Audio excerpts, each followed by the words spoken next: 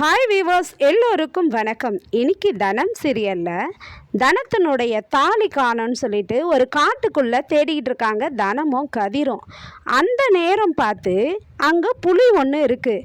அப்போது அந்த புலிக்கிட்ட தப்பிக்கணும்னு நினச்சி ஓடுறப்ப புலி வந்து அவங்கள தாக்க வருது.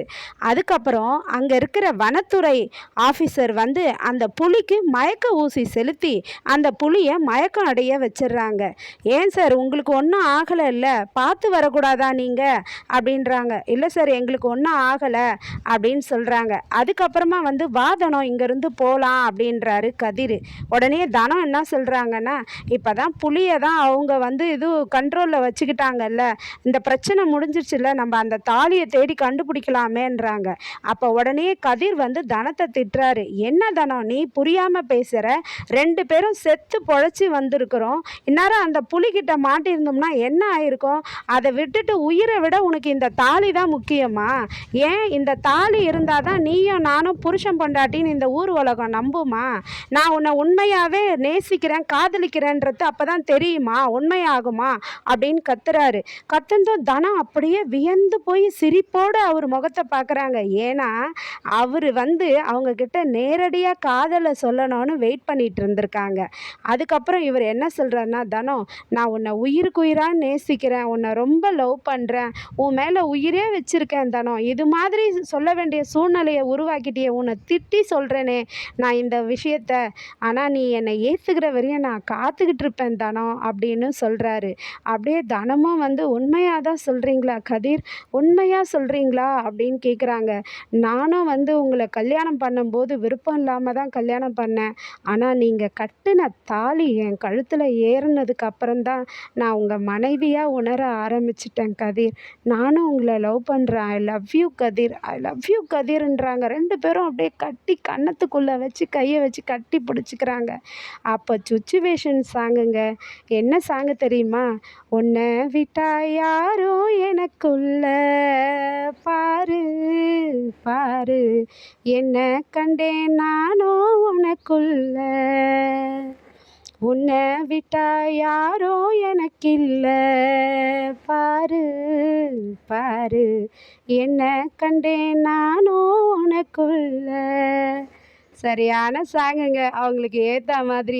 அதுக்கப்புறம் அவங்கள கண்டுபிடிச்சி ஏற்காடு மலையை விட்டு வெளியில் கூட்டிகிட்டு வராங்க.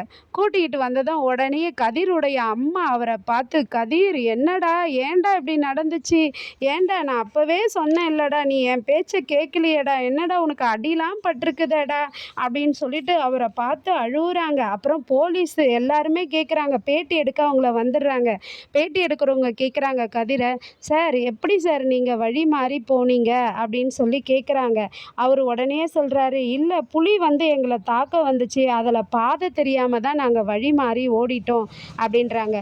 போலீஸ்லாம் சொல்கிறாங்க, சார் எல்லாம் ஜாலியாக இருக்கிறதுக்காக இந்த டூரிஸ்ட் பிளேஸுன்னு வராங்க, ஆனால் ரூல்ஸை மீறி போயிடுறாங்க, வாழ்க்கை ரொம்ப முக்கியம் சார், அதனால் பார்த்துக்கோங்க அப்படின்னு சொல்லிட்டு போலீஸும் போயிடுறாங்க. ரொம்ப தேங்க்ஸ் சார்ன்னு சொல்கிறாங்க எல்லாருமே.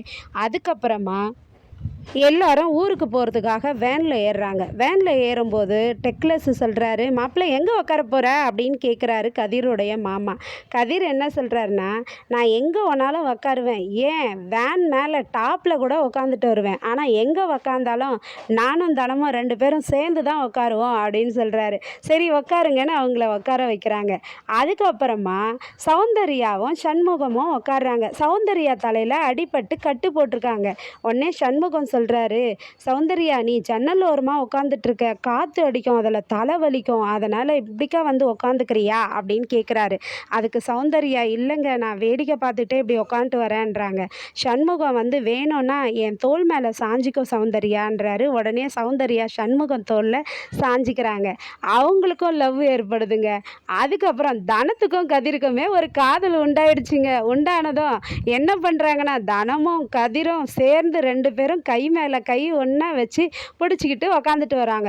இதை வந்து வேனில் ஏறும்போது ராதிகா பார்த்துடுறாங்க. என்ன இது, இவங்க 2 பேரும் ஒருத்தருக்கு ஒருத்தர் கையை பிடிச்சிக்கிறாங்களே, இவங்களுக்குள்ளே என்ன நடக்குதுன்னு ராதிகாவுக்குள்ளே ஒரு போராட்டம். உடனே ராதிகாவே, ஏய் போடி பின்னாடி போடி, பின்னாடி போய் உக்காரின்னு கதிரோட அம்மா தள்ளிக்கிட்டே போயிடுறாங்க. அவங்களும் போய் உக்காந்துக்கிறாங்க. அப்புறமா தனம் சொல்கிறாங்க கதிர்கிட்ட, ஏங்க என் கழுத்தில் தாலி இல்லைன்றத அத்தை பார்த்துட போகிறாங்கங்க, எனக்கு பயமாக இருக்குதுங்கன்றாங்க. அட விடு தனம், அம்மா இப்போ கண்டுக்கல, நீயும் வெளியில் சொல்லாத, அதை நம்ம மறைச்சிடலாம், அதுக்கப்புறம் பார்த்துக்கலான்னு சொல்லி பேசிக்கிட்டு வராருங்க. இவங்க 2 பேருக்குள்ள இனிமே வர ரொமான்ஸ் கதையை நம்ம ஆர்வமுடன் கண்டு களிப்போம். நன்றி, பாய்.